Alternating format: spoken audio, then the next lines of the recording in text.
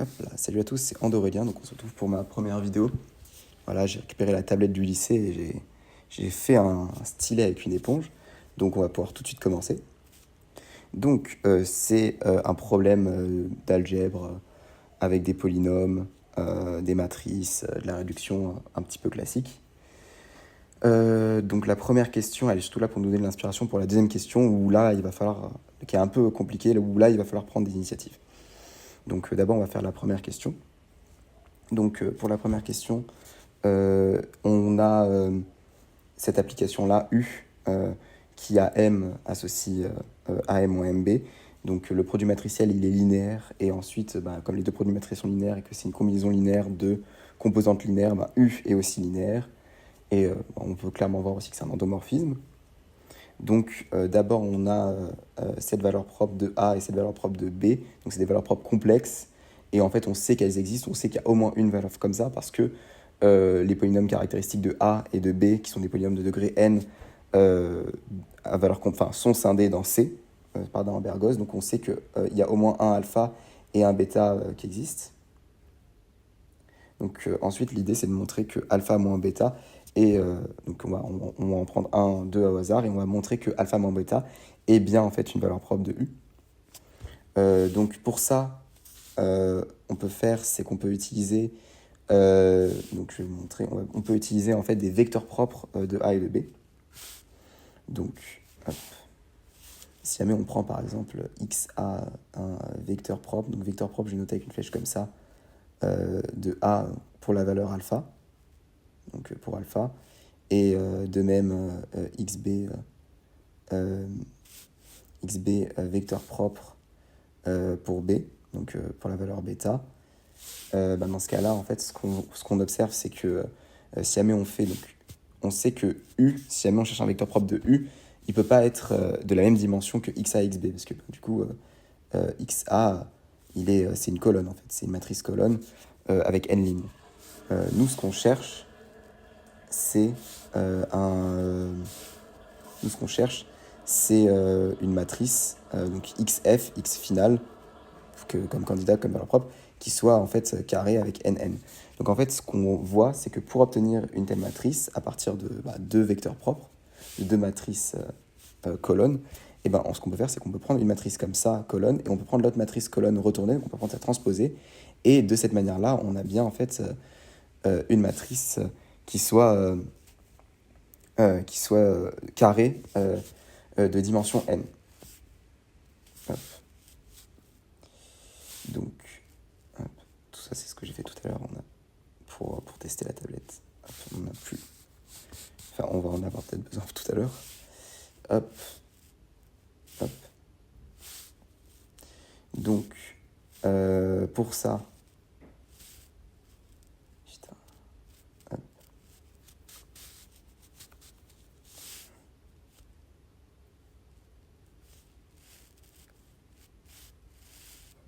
Donc, pour ça, la première idée, c'est de faire XA fois XB, le tout transposé. Et on peut essayer de prendre ça pour... on peut essayer de prendre ça et de poser ça pour XF.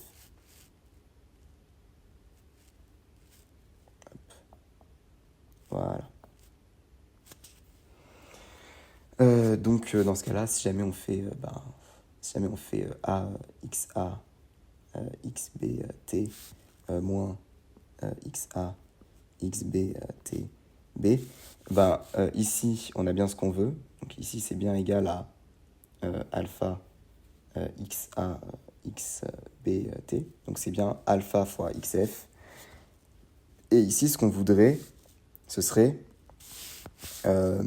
bêta XA, XBT. Sauf qu'en fait, on ne peut pas utiliser la propriété de vecteur propre avec B, parce qu'il faut qu'on ait B fois quelque chose et pas quelque chose fois B. Hop. Donc en fait, ici, ce qu'on remarque, c'est qu'on a une transposée en plein milieu, et on sait que la transposée est contravariante avec la multiplication matricielle. Donc en fait, l'idée, ce serait de XA, XBT, B. En fait, on peut l'écrire autrement. Donc je vais faire une petite astérisque. Hop.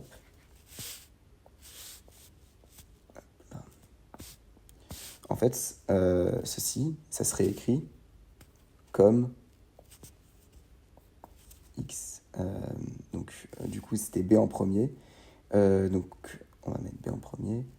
Ça s'écrit comme b transposé fois xb fois xa transposé, le tout transposé.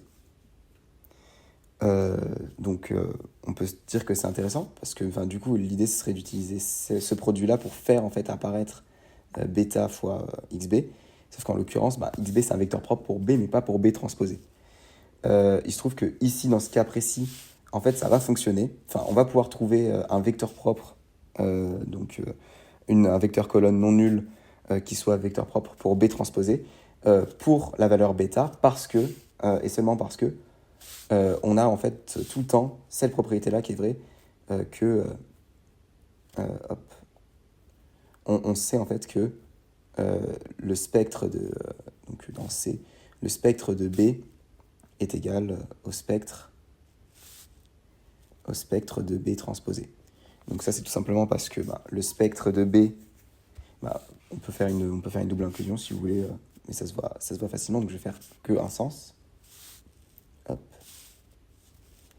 Donc on a spec, on peut prendre lambda appartient à spec C de B. Du coup, on sait que qui de B de lambda est égal à 0. Parce que le spectre de B, c'est aussi le spectre de son polynôme caractéristique. Et on sait que... on sait que ceci, c'est égal à det de lambda in moins B. On sait que c'est aussi égal à det de...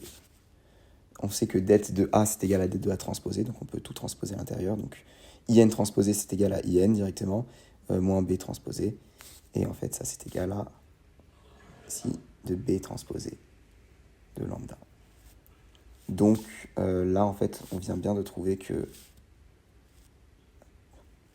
donc là, on vient bien de trouver que xi de B transposé de lambda, donc on vient bien de montrer en fait une inclusion, et en fait on peut faire l'inverse directement, c'est-à-dire que si jamais on prend un lambda qui est dans le spectre de B transposé, alors en transposant le tout dans le déterminant, en prenant la définition du polynôme caractéristique, on va aussi trouver que xi B de lambda, qui est lambda appartient à un spectre de B transposé, est aussi égal à 0.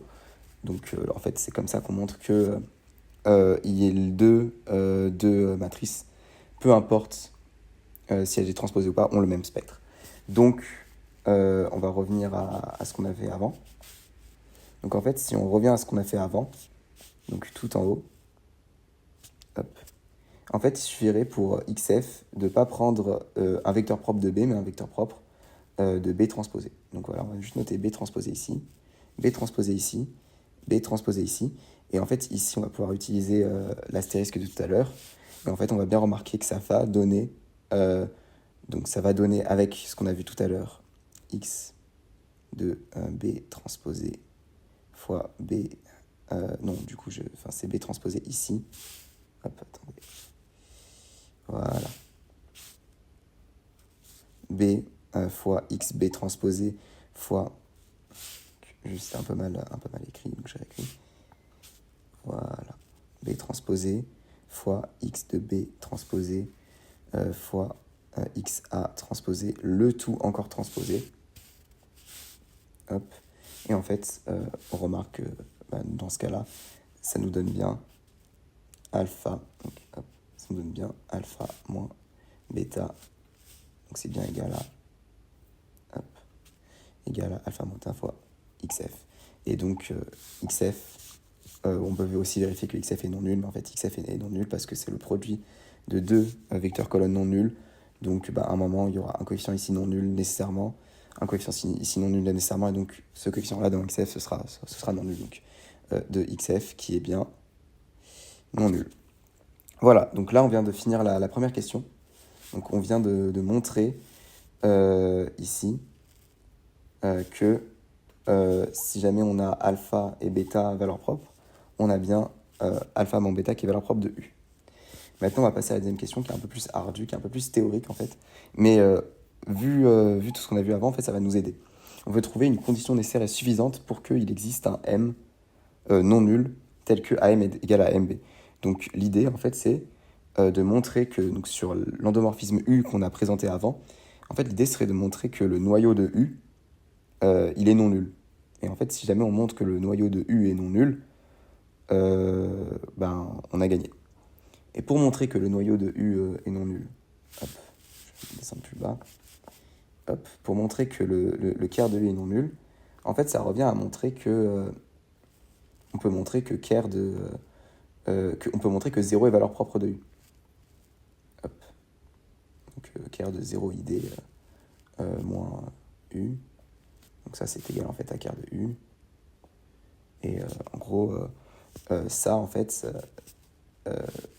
si jamais on veut montrer que ça, c'est pas nul, il suffit de montrer que 0 est valeur propre de U. Sauf que d'après la condition qu'on a vue avant, on sait que si jamais donc si jamais A et B ont une valeur propre en commun, bah alors on a, donc qu'on peut appeler alpha 1 par exemple, alors on a alpha 1 moins alpha 1, donc 0 qui est valeur propre de U. Donc en fait, on a déjà montré un sens de la CNS qu'on veut finalement montrer, donc je spoil un peu, voilà. En fait, on a déjà montré que si jamais, hop, spectre dans C de A, inter, spectre, hop, dans C de B, a un élément en commun, donc est non vide, l'intersection est non vide, sachant que spectre de C2A et spectre de C2B ont toujours des valeurs parce que n'importe quel polynôme est scindé dans C, alors on a l'existence d'un M appartient à Mn C non nul, hop,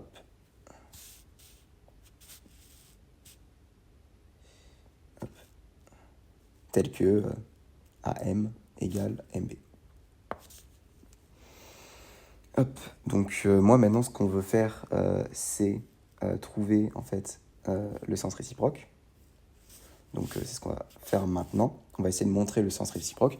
Donc pour montrer le sens réciproque, on va faire par l'absurde et on va supposer que il existe bel et bien.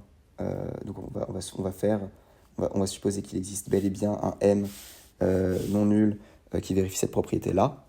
Mais on va supposer aussi que le spectre, l'intersection des spectres de A et B, elle est nulle par l'absurde.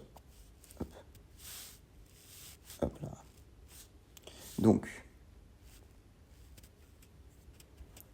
comme il existe un M qui vérifie ça, déjà il est facile de montrer par récurrence ceci.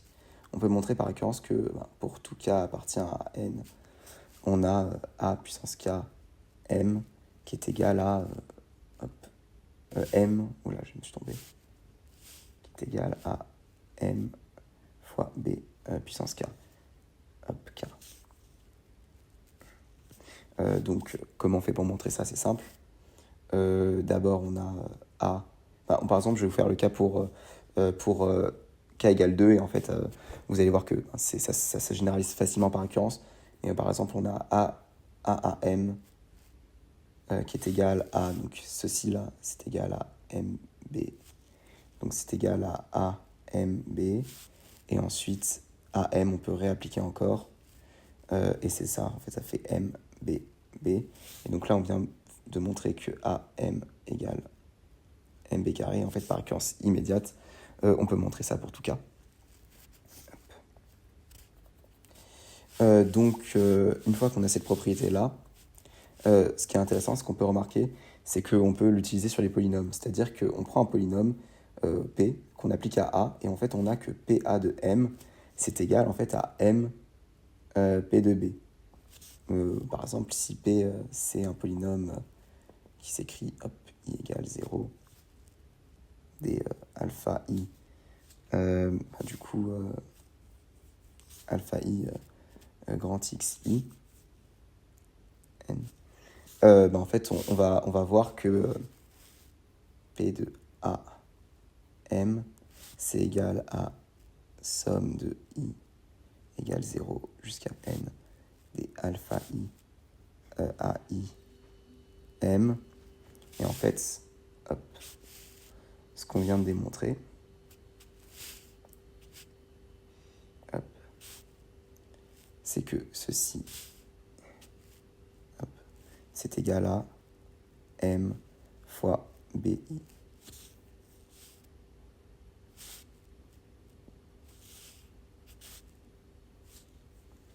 Donc finalement, en fait, on peut retrouver que c'est égal à m fois bb. Hop, maintenant qu'on a toutes ces propriétés-là, ce qu'il faut faire, c'est qu'on va utiliser le polynôme caractéristique. Donc pourquoi on utilise le polynôme caractéristique? Parce qu'en fait, on a une propriété qui est sympa sur le polynôme caractéristique de A, avec Cayley Hamilton, c'est qu'on sait que xi de A, en fait, c'est égal à 0. Oula, j'ai mal écrit. Voilà, xi de A. Donc, sauf que xi de A fois m, donc c'est toujours égal à 0, c'est égal, comme c'est xi de A, c'est un polynôme, à m fois xi de B A. Sauf qu'en fait, on peut montrer que xi de B A, il est inversible, parce que justement, on a supposé par l'absurde que le spectre de B et de A, il est distinct. Et bon, déjà, on peut montrer que c'est... Et donc, du coup, après, on a juste à multiplier par l'inverse de xi. Donc, c'est pas xi de B, c'est xi de A. Oula, parce que c'est même polynôme. Oula. Grosse erreur. Hop. Xi B de A. Voilà. Et en fait, là, après, on a juste à montrer... Toujours pas.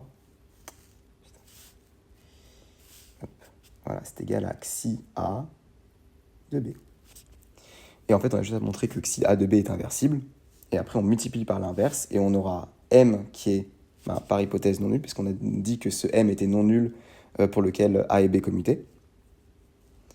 Et on aura à gauche quelque chose qui sera nul. Donc en fait, il faudrait montrer que ça, c'est inversible. Et en fait, l'idée, ce serait grâce... Ouais, c'est compliqué d'écrire sur ce truc. Grâce à... du coup, la dernière propriété qui nous reste, c'est-à-dire spec C de A inter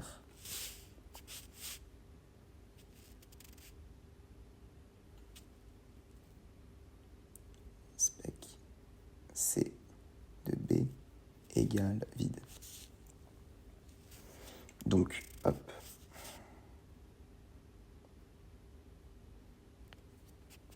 Donc ça se montre.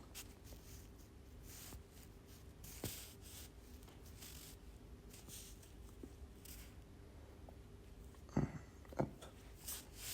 Donc en fait, c'est simple. Xi A, il est scindé dans C, donc xi A, on peut l'écrire comme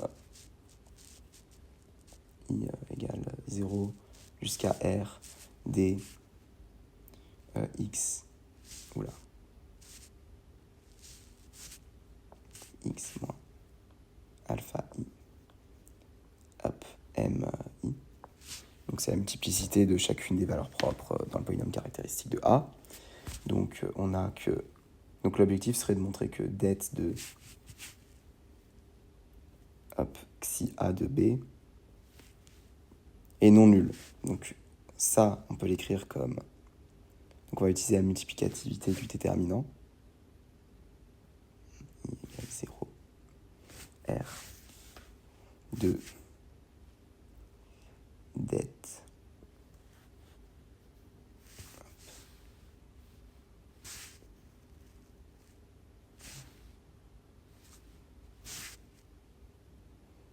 de B moins alpha I n, le tout puissance mi. Hop, sauf qu'en fait, voilà, du coup, en fait, on observe directement que le déterminant de xi A de B est non nul, parce qu'en fait, on a montré que, on a supposé que le spectre de B était différent du spectre de A. Et donc, du coup, ça veut dire que aucune des... ça veut dire que alpha... Enfin, ça veut dire que tous les lambda I, qui sont les valeurs propres de A, ne sont pas des valeurs propres de B. Donc, chacun de ces déterminants de B moins lambda I n, donc, qui sont en fait des xi B de lambda I, bah, ils sont non nuls. Et donc après, par intégrité, on a juste un produit de réels non nuls. Et donc en fait, on sait que le déterminant est non nul. Finalement, on peut remonter tout en haut. Hop. Donc, ceci, en fait, c'est bien inversible. Et donc du coup, en multipliant par l'inverse, on a